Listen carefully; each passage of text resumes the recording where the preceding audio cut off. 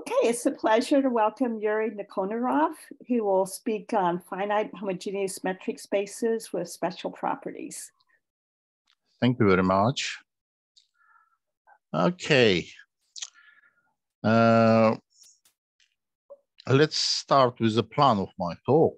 It's very easy to see that some of material, the first part of my talk is quite standard because I should recall some very standard thing, what is metric spaces and so on and so on and so on. The most interesting part are the last two, I think, and because here I'm going to discuss some classification result which we have and some unsolved problem, of course, and hope that somebody will interesting in these problems. Okay. Main part of this talk is published, almost all is published. The main publication are these 5 papers, which we can together jointly with Professor Berestovskii. He's my co-author, and you can find easily this publication. Maybe this not so easy to find by some reason. It's possible to download it from my ResearchGate page, English version, I think. I mean, okay. And let's start with definition.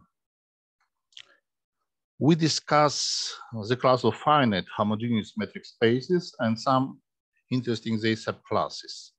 Similar classes were studied earlier for Riemannian manifolds in many papers, in particular in our papers. In the first publication which we saw, we obtained complete description of the metric property of the vertex set of regular and semi-regular polytopes in Euclidean spaces from special points of view of the normal homogeneity and Clifford-Wolff homogeneity. And this talk we discuss the corresponding classification along other important properties and so on and so on and so on. In the last part of the talk, we consider some properties of homogeneous metric spaces related to the endpoint homogeneity and other things. Okay. Very standard definition. A metric space MG is called homogeneous if for every xy point from M, there exists an isometry of this space moving x to y. It is the isometry group of this space act transitively on M. Of course, it should be noted that some proper subgroup of isometry group also could act transitively. Hence, we should take in mind this property, and if need to clarify which group we should use in some special questions. Okay, I'll skip this very well-known description of the groups acted on spheres. Another two important definition. It's very special definition, but we will deal with this definition almost all this talk. Okay, let MG be metric space and X some point from M. An isometry of M is called delta X translation or delta translation at the point X if X is a point of maximal displacement of F. It is for every Y from M, we have this relation. Displacement of this point Y is not more than displacement of given point X. In this case, we say that the isometry is delta translation at the point X. And another definition more well known, I think. Let M be a metric space. An isometry of M is called Clifford-Wolff translation or CW translation if F move all points of M the same distance. Hence, we can write this as follows. Displacement of every 2 points is the same. Okay. Therefore, Clifford-Wolff translation could be characterized as a delta translation at every point of M. Okay. Every point of M. It's very important for what we discuss today. Now, some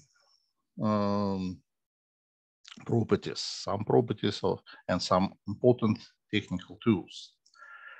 Let's consider this simple proposition. Let MD be a metric space, and if isometry F of this metric space is such that the centralizer of F in the isometry group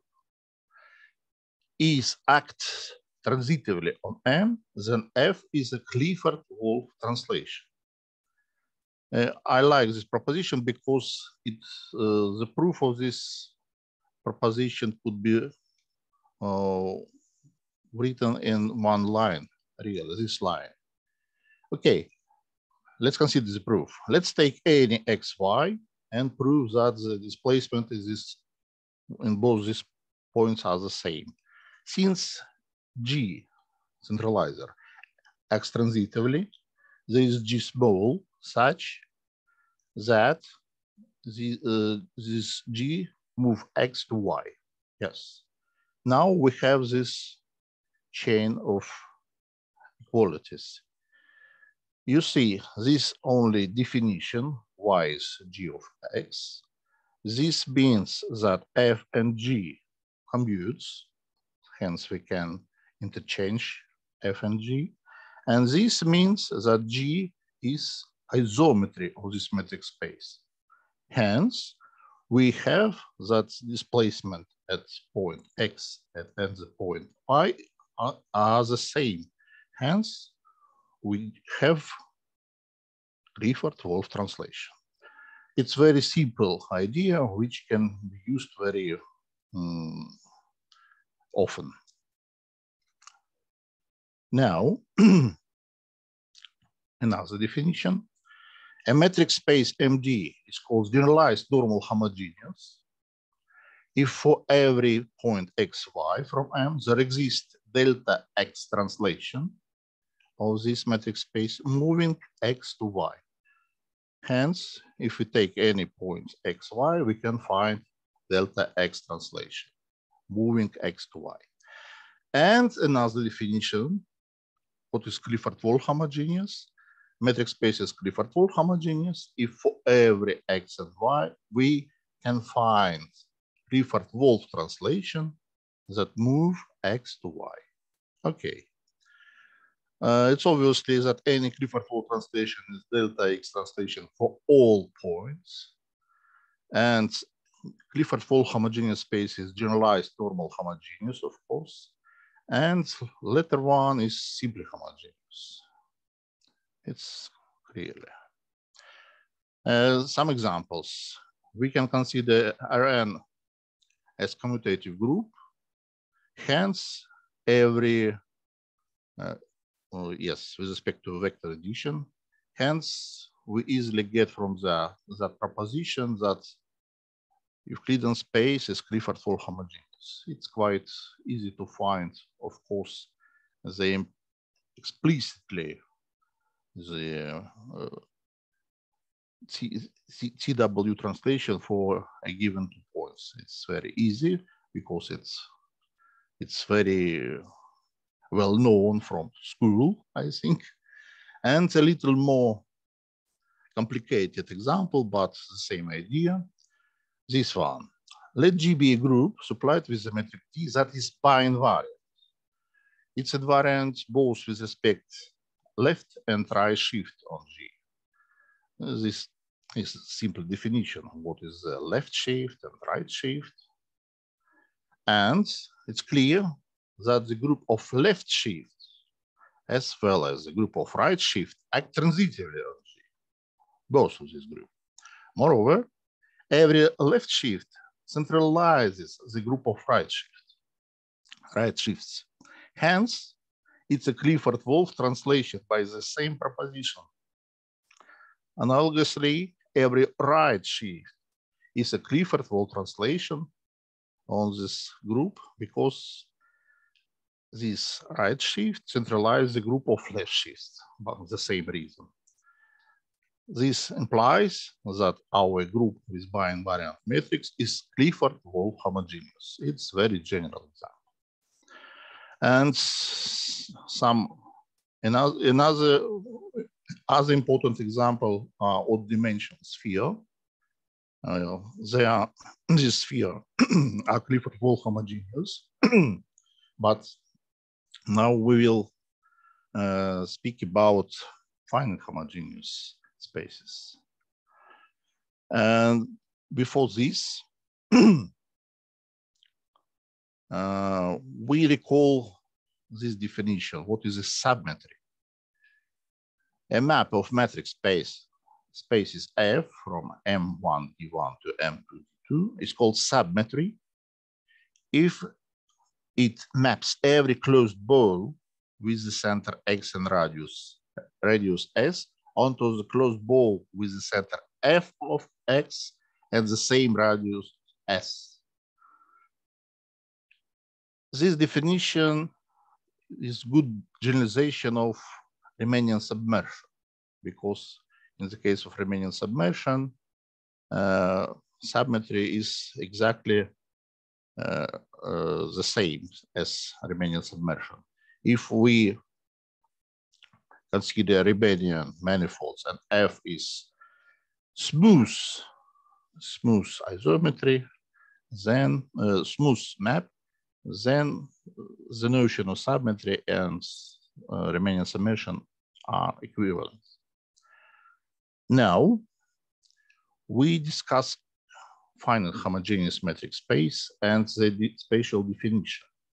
A finite homogeneous metric space is called normal homogeneous if for its isometry group and its stabilizer H at the points x0, there exists a subgroup gamma of the group isometry MD, which is transitive on M, and bi-invariant matrix sigma on this group, such that the canonical projection pi from gamma to M is submetry. It's very similar to Riemannian case, but a little more simple construction because we should not discuss some smoothness and so on and so on and so on. And this notion is more restrictive. It have more restrictive definition for in the case of Riemannian manifolds. We will we omit this discussion. We will discuss only finite homogeneous metric spaces. The following results show that two properties: to be generalized normal homogeneous, to have delta shifts at every point to any other point, is equivalent to the property to be normal homogeneous. In fact, the first property is pure metrical, and the second one is algebraic property. And very important thing, this proposition for finite metric space, generalized normal homogeneous is equivalent to normal homogeneous. It's very important for some formal reason. And after this, we will call generalized normal homogeneous spaces simply normal homogeneous for simplicity. Yes, and now about some finite subspaces in Euclidean spaces.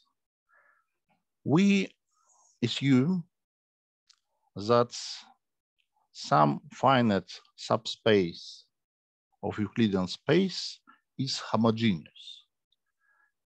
And we will discuss property of this space and all spaces, all homogeneous spaces in general. The most important fact is the following proposition. Since body center, gravity center of the finite system of material points with one and the same mass in any Euclidean space is preserved by any bijection, in particular any isometry of this system, we immediately get the following result. If we have finite homogeneous subset in Euclidean space, then all these points are on the same distance from the body center of this set. Hence, all these points are situated on some sphere in Rn with some positive radius and with the center and body center. In particular, isometry group of this space, finite homogeneous space, is some subgroup of orthogonal group of degree n, of order n. These results show that theory of convex polytopes is very important for study of finite homogeneous subspace of Euclidean spaces.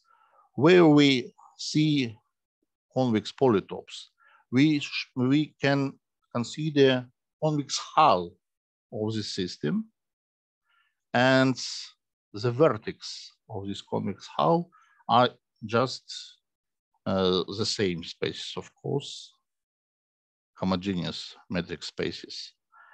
Therefore, in fact, we deal with some special class of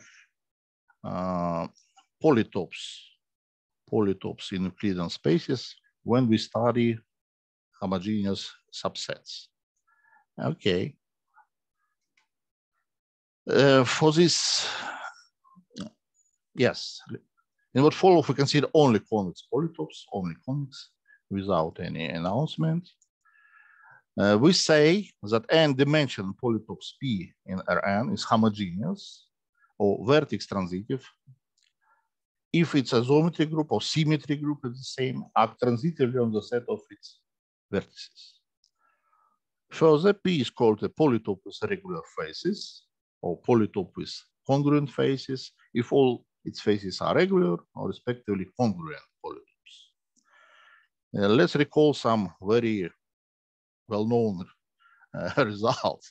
A one-dimensional polytope is called segment bounded by two endpoints. It's regular by definition. Two-dimensional regular polytopes are regular polygons of Euclidean plane. For other dimension, we consider the following definition. Regular polytopes are defined inductively. A convex n-dimensional polytope for n greater or equal to 3 is called regular if it's at first homogeneous and all its facets are regular congruent to each other polytopes. This definition is equivalent to other definition of regular convex polytopes, but for our goal is more convenient. Yes. We also recall the definition of a wider class of semi-regular convex polyhedra. For n is 1 and n is 2, semi-regular polytopes are defined as regular. A convex n-dimensional polytopes for n 3 or more is called semi-regular if it's homogeneous and all its faces are regular polytopes, but not necessarily congruent each to other. Okay. And a generalization of this class of semi-regular polytopes is the class of uniform polytopes. For n less or equal to, uniform polytopes are defined as regular. For other dimensions, uniform polytopes are defined inductively a convex n-dimensional polytopes for n greater or equal to 3 is called uniform. It is homogeneous, and all its facets are uniform polytopes. In particular, for n is 3, the class of uniform and semi-regular polytopes coincides. And for n4, the facets of the uniform polytopes must be semi-regular or three-dimensional polytopes. This class of uniform polytopes is far from complete classification. But the classification of regular polytopes of arbitrary dimension was first obtained by Ludwig Schläfli and is presented in his famous book, this one. Theorie der vielfachen Kontinuität. Sorry, it's not so easy for me. You can find the classification, of course, in the book Harald Coxter. And the list of semi-regular polytopes of arbitrary dimension was first presented without proof in the Thorold-Gosset's papers, this one, on the regular and semi-regular figures and space of n dimensions. Later, this list appeared in the work of Emanuel Ludwig Elte. The proof of completeness of this list was obtained much later by Gerd Blind and Roswitha Blind in this paper, the semi-regular polytopes. And semi-regular and non-regular polytopes in n for n greater or equal to 4 are called Gosset polytopes by natural reason, of course. Now, we briefly recall classification of regular semi-regular polytopes in Euclidean spaces. Okay, as we discussed earlier, any one-dimensional polytopes closed segment is regular. There are infinitely many regular two-dimensional polytopes, also regular polygons. It's well known that there are only 5 regular three-dimensional polyhedra: the tetrahedron, cube, octahedron, the decahedron, and icosahedron. These polyhedra are traditionally called Platonic solids. The list of 4-dimensional regular polytopes is the following: the hypertetrahedron, hypercube, hyperoctahedron, 24 cells, 120 cells, and 600 cells. For each dimension n greater or equal to 5, there exist exactly 3 regular polytopes.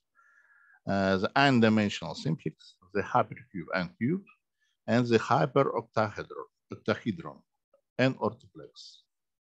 Good.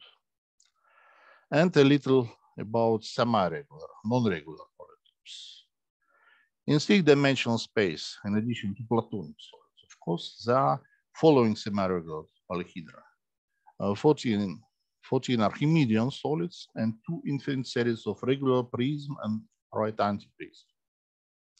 According to the classification of semi-regular polytopes in Rn n greater or equal to 4, besides regular polytopes, there are 3 semi-regular polytopes in R4 and 1 semi-regular polytope in Rn for 5, 6, 7, and 8 for some reason. For N4, we have exactly 3 semi-regular polytopes: the rectified 4 simplex, rectified 600 cell, and SNAP 24 cell. And recall that rectified polytope is the convex hull of the midpoints of the edge of polytope under consideration. And unique up to similarity semi-regular Gosset polytopes in Rn, we denote by this symbol, Gosset n. It's reasonable. Now example, 6-dimensional Gosset polytopes. It's very easy to to write down this definition. This polytope could be introduced as follows. We consider this 27 points in 6-dimensional Euclidean space, And the convex hull of these points is called Gaussian six-dimensional polytope. It's very interesting, in fact. It's possible to discuss property of these polytopes during 1 or more hours. It's very interesting. And for example, it's easy to check that there are only two possible distances between vertices in this coordinate system, either 1 or square root of 2 or some this another distance. And therefore, we have two distant spheres from a given point. One is sphere on distance 1, and second one on distance square root and 2. And the first distance sphere is 5-dimensional semi-hypercube.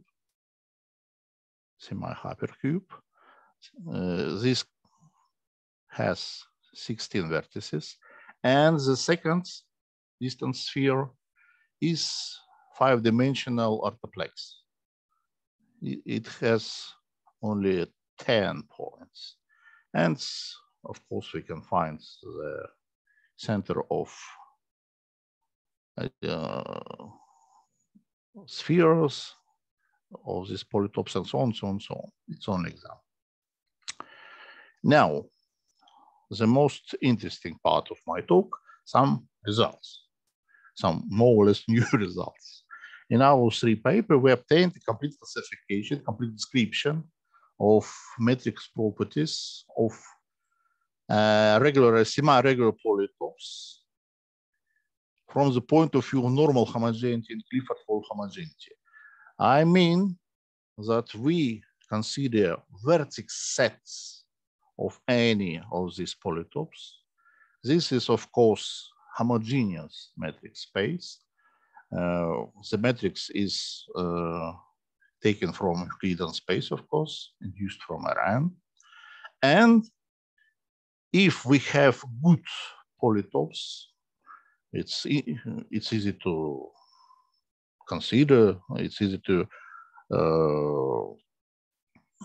decide that it's good polytopes, regular and semi-regular. Then we can try to check which of these polytopes have which whose vertex set of these polytopes have normal homogeneity, Clifford-Hall homogeneity property. Because this property also are good property. We have the most usual notion homogeneity, and after this we have a more strong property, normal homogeneity, and even more strong property, Clifford-Hall homogeneity. It's reasonable to think that there is some interrelation between these properties and with good sets of polytopes, classical sets of polytopes, such as regular polytopes or semi-regular polytopes. Hence, this problem is more or less natural. Now, this is a classification theorem. In fact, I will show only tables because it's easy to understand by tables. Let's consider this one. Here we have tables for all regular polytopes. These all regular polytopes. This is dimension, regularity means regular. And this plus minus means plus means that this property is satisfied and minus is not, doesn't satisfy, yes. We see that all simplices, cubes, orthoplex are very good from this point of view. And every polygons, regular polygons are also very good. And for example, these 24 cells and 600 cells are also very good. But on other hands, the dodecahedron is very bad. He has no normal homogeneity property, no Clifford-Hall, of course, more strong property. And for example, icosahedron has this property to be normal, it's normal homogeneous, but is not Clifford-Wall homogeneous. Yes, that's classification. And similar result we have for all semi-regular, non-regular polytopes. Yes, we see any Archimedean solids have one of the same bad property from this point of view. And rectified 600 cell also have very bad property. But for example, 5-dimensional Gaussian polytope and 8-dimensional Gaussian polytope are very good from this point of view. And how to prove it, it's another story. I try to explain it a little as follows. The most usual way to prove that given metric space is Clifford-Wall homogeneous, for example, is to supply M with a group structure such that they is invariant both under the left and right shift. You remember the proposition and examples about this situation.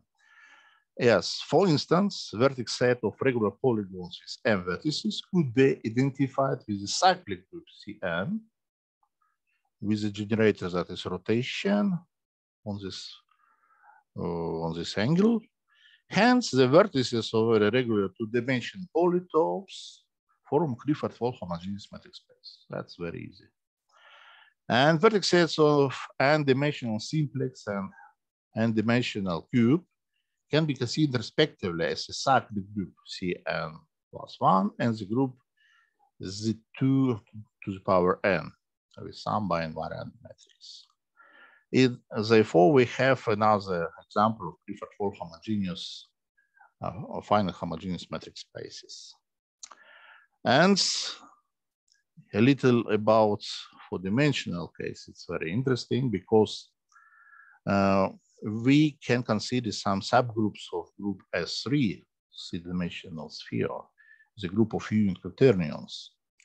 There are some special discrete subgroups. And of course, we know that if we supply it with bi-invariant matrix, then we have Clifford-Wall homogeneous spaces. We have this proposition. And it's interesting that these two is very good, regular polyhedron, but this phonoidal, this cell, 288 cell, is neither regular nor semi-regular, but nor even uniform. It's very bad from this point of view, from classical geometry view, but it's Clifford-Wall homogeneous by some reason. It's very interesting, but it's not so easy to show because it's 4-dimensional case. And now I try to explain something about normal homogeneous property using some polyhedra in 3-dimensional space, of course. We discuss a little dodecahedron and icosahedron. The most important property for this topic is that the non-zero distances between two vertices of a regular dodecahedron can have 5 different values, but the same for icosahedron, only 3 different values. Hence, it's easy to handle with this polyhedron, from the point of view of to find some good isometry. This is very bad because it's not so easy to explain. It's maybe by I illustrate the idea of proof by this picture. Yes, let's consider the dodecahedron and these 2 points O prime neighbor, and let's suppose that there is a delta shift from this point to this one. This means that it is an isometry, and these points move to this, and this is a maximal possible shift. Okay, it's by definition of delta shift. But let's consider the neighbor of O. We have 3 points, O prime, A, and B. When O move to O prime, then A and B can move, of course. One of these can move to O prime, but one another, say B, should move either to this one, P prime, or to this point, A prime. And in this case, and in this case, we see that shift is greater, is bigger than this one. Therefore, it's impossible to find delta shift from this point to this one. Hence, the dodecahedron is not normal homogeneous. So that's a full proof, of course, without some details. And for icosahedron, it's a little more easy. If we should move one point to the opposite one, we can use antipodal map. It's easy because it's Clifford-Ford translation. If we should move some point to the neighbor, for example, to this one, then we can consider some rotation around the axis AB, and the point on this level and on this level are point of maximum displacement. Recall, we mean displacement only for vertex set of icosahedron. Hence, all these points are points of maximum displacement. Therefore, this rotation or another rotation are delta shifts. And we can move any point to any other by some delta shifts. Hence, this is normal homogeneous metric space. Okay, this is some illustration how to prove this result in general.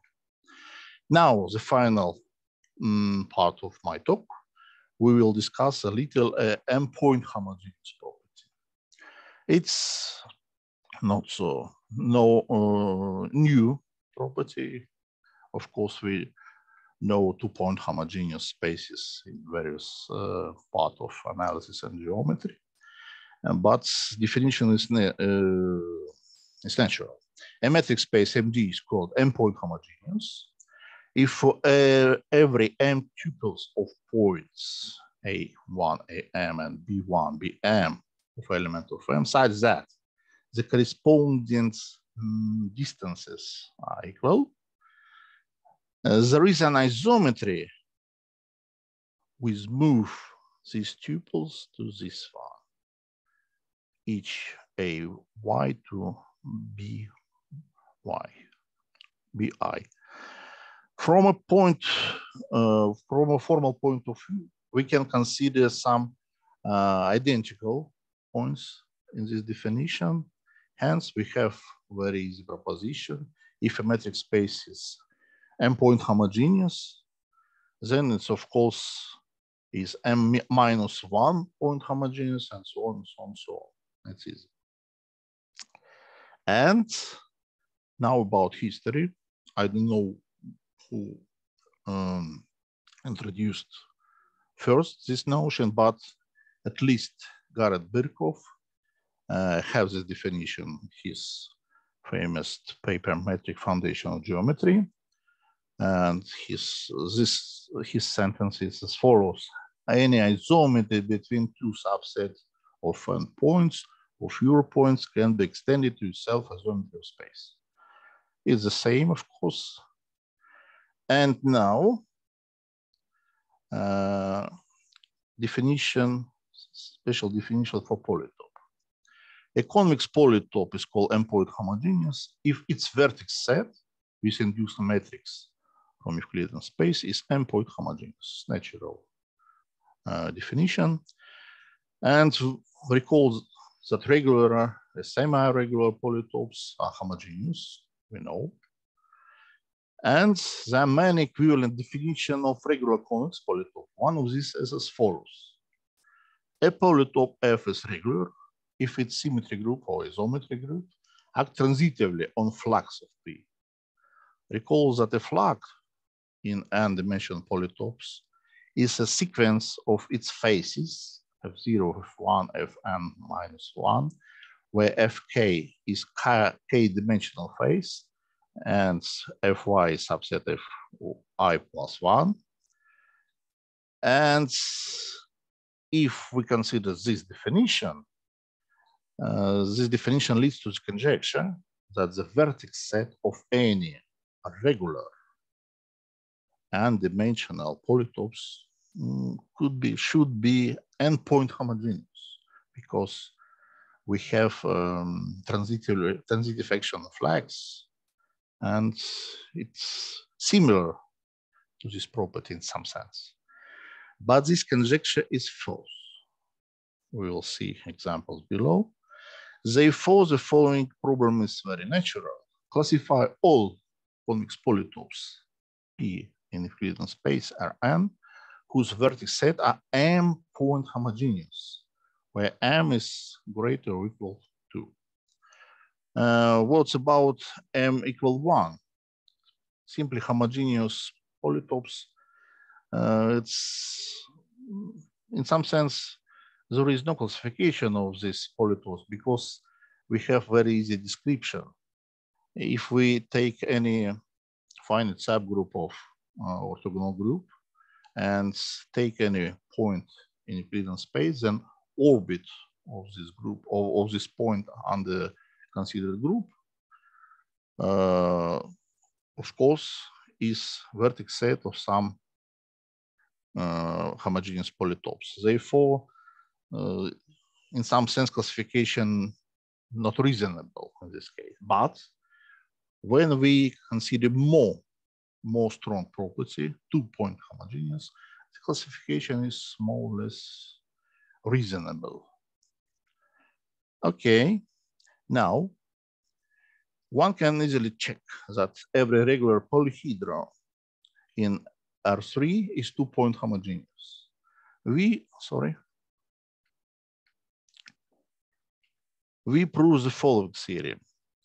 The tetrahedron, cube, octahedron, icosahedron are m-point homogeneous polyhedra for every natural n, while the dodecahedron is 2-point homogeneous, but is not 3-point homogeneous. This is the first counterexample to the conjecture that every regular should be n-point homogeneous, yes, where n is dimension. Yes, and additional result, if all H of given 2-point homogeneous polyhedra have the same length, then P is either cubo-octahedron or regular polyhedron. Hence, in the case where all H have the same length, we have classification of 2-point homogeneous polyhedra only in 3-dimensional space. And this illustration, dodecahedron, cubo-octahedron, and similar to this good polytope from this point of view. Icosahedron, yes, this is not 2-point homogeneous. It's easy to see why. Looks closely to, say, this point and this one.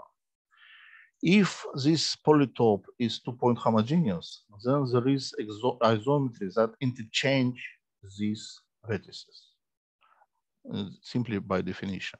But the height of this triangle is less than the height of this pentagon. Therefore, there is no isometry that changes these 2 points. Hence, icosahedron is not 2-point homogeneous. And such idea works in many other cases. Now, we obtain also several interesting results of M-homogeneous finite subset in Euclidean spaces for arbitrary n. In particular, we get some result on the point homogeneity degree. What is this? For a given n-dimensional convex polytope, let Q be a natural number such that P is Q point homogeneous, but is not Q plus 1 point homogeneous. Then Q is called the point homogeneity degree of the polytope P. If P is M homogeneous for all natural M, then we define its point homogeneity degree as infinity. It's natural. And should be noted that the polytopes with the point homogeneity degree infinity. For example, this property have a regular emagon in Euclidean in R2, the n-dimensional regular simplex and n orthoplex for all dimensions. And it's very interesting, n cubed, but only for dimension 1, 2, 3, and also icosahedron. If the vertex set of polytopes is homogeneous, then the point homogeneity degree is, of course, greater or equal to 1. Otherwise, it's equal to 0. Yes, we will show that n cubed has the point homogeneity degree 3 for n and more. The dodecahedron has the point homogeneity degree 2. And also we should note that cuboctahedron have homogeneity degree 2. It's 2-point homogeneous, while the other Archimedean polyhedra has the point homogeneity only 1. On the other hand, we don't know what is the point homogeneity degree for the 24 cell and so on and so on and so on for other more complicated semi-regular polytopes. It's very interesting. And the question, what is the point homogeneity degree of a given semi-regular polytopes P? Why it's interesting? It's interesting, I don't know, interesting. I think it's interesting, and not only I, I'm sure. And why this problem is good? Because this property could be computed by computers with some special program and so on. It's very good problems for students, I think. Maybe not only for students. I don't know how hard it is. And we know that 6-dimensional Gaussian polytopes has a point homogeneity degree greater or equal to 2, and 7-dimensional has a point homogeneity degree greater or equal 3. And now let's consider how to find the point homogeneity degree for n cubed for big N. The following result is not complicated proposition. The vertex set of n cubed for n2 or more is 2-point homogeneous. It's very easy to check really. But the following proposition is more interesting. The vertex set of n cubed and 4 and more is not 4-point homogeneous. I try to explain the proof. We consider only case N4. Yes, let's consider the following 4 tuples of vertices. Vertices are of the following type, plus minus 1 on every coordinates. It's standard cube. Yes, this first 4 tuple and the second. What is interesting? The first 3 terms are the same. And the first terms are different, of course. Hence, we have different n tuples, but pairwise distances are the same. It's very easy to check. And it's easy to check that there is no isometry of this cube that move this 4 tuples to this one. Why? Every such isometry should fix this vertex, and this vertex. And easy to check that this isometry should be identical. But identical isometry could not move these points to this one. It's easy to check. It's very easy, but not so obvious, in fact. And it's related to the fact that from this tuple we can construct 2 Hadamard matrices 4 by 4, very similar each to us, but different. Yes. Hence, the homogeneity degree of the n cube is 3 for all n from 4. Therefore, the cube is not so good for big dimension. And now, about the most natural problems. The most natural problem in this topic is to find classification of two-point homogeneous polytope for small dimension. For n2, this problem is not so hard. Let P two homogeneous non-degenerate polygon in R2, then P is a regular n-gon or rectangular. Only these possibilities. It's very good problem for students. Not students, maybe schoolboys. It's very good property and very not so difficult to find various proofs of this proposition. But for n3, the problem is still open. I recall we have classification only two homogeneous polyhedra with each of the same lengths. And we consider some example that show that we demand that we need some additional idea. This example, for example. Let's consider a tetrahedron, a simplex S in R3 with a given 3 edge lengths A, B, C, such that every pair of edge without common vertex have equal Euclidean lengths. You can see this picture. A, B, B, C, C. Yes, it's easy to check that S is two-point homogeneous. It's homogeneous and even two-point homogeneous.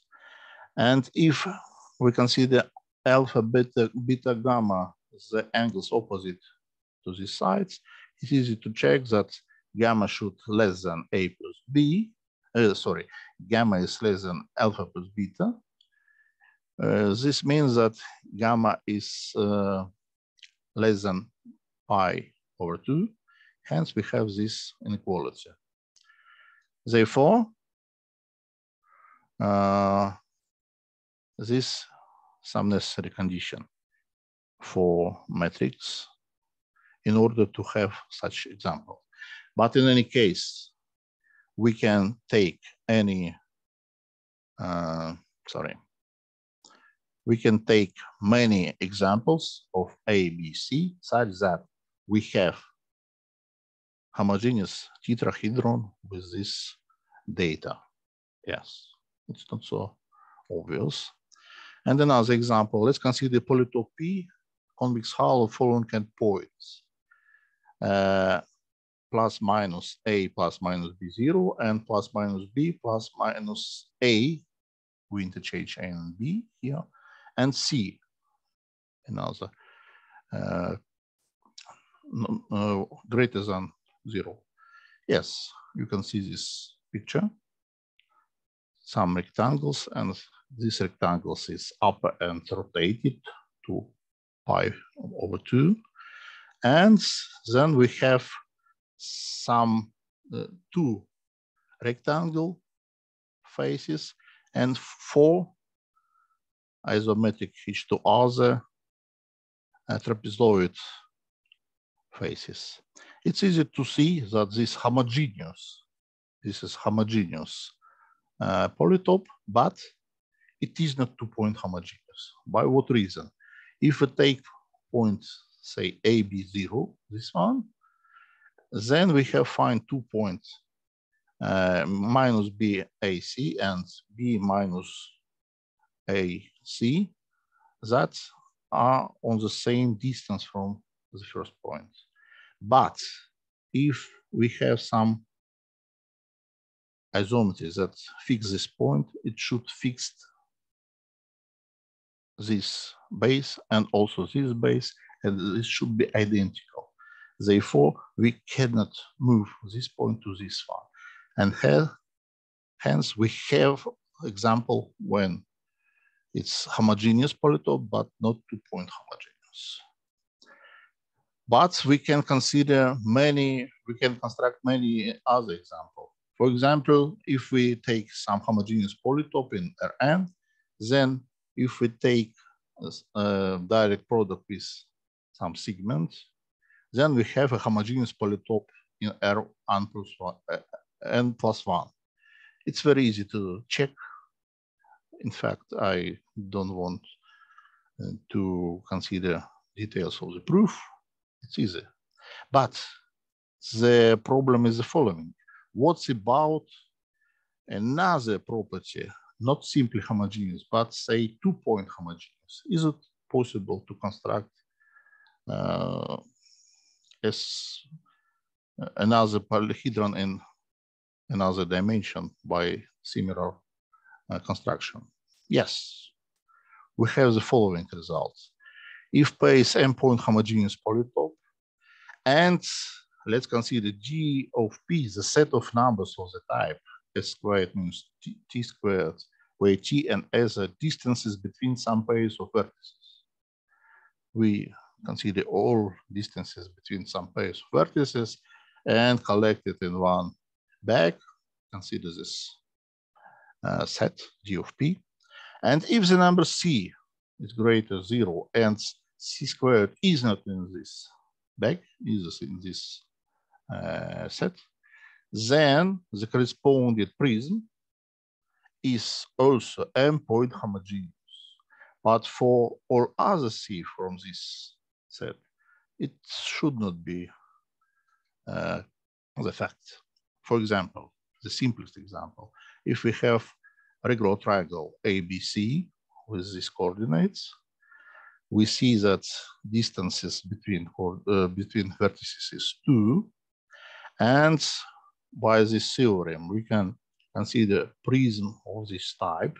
If C is not 2, then this prism is two-point homogeneous. It's very good. But if we consider C is equal to, then we have a problem. The problem is that we have vertices 0, 2, 0, and 0, 0, 2. One is vertical, and this edge is vertical. This is horizontal. Oh, no, sorry. Okay. This is horizontal, this is vertical. But we have no isometry that can change vertical and horizontal edge for this prism. Hence, it could not be two-point homogeneous. Hence, we have many results, we have many problems, and thank you for your time and attention. Thank you very much for the nice talk. Are there questions? Yeah, I like questions, please.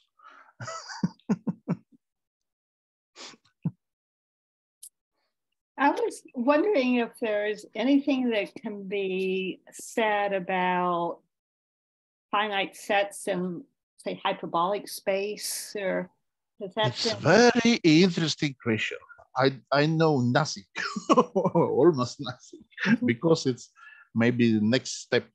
The most natural to consider the Euclidean case, and here we have some problem that's very similar to classic Euclidean. Oh, I'm sorry. Yeah. Oh, And I hope that somebody can start this study in hyperbolic and some other cases. I think, I don't know, maybe it's interesting, really interesting. Should be. Yeah. Are there other questions?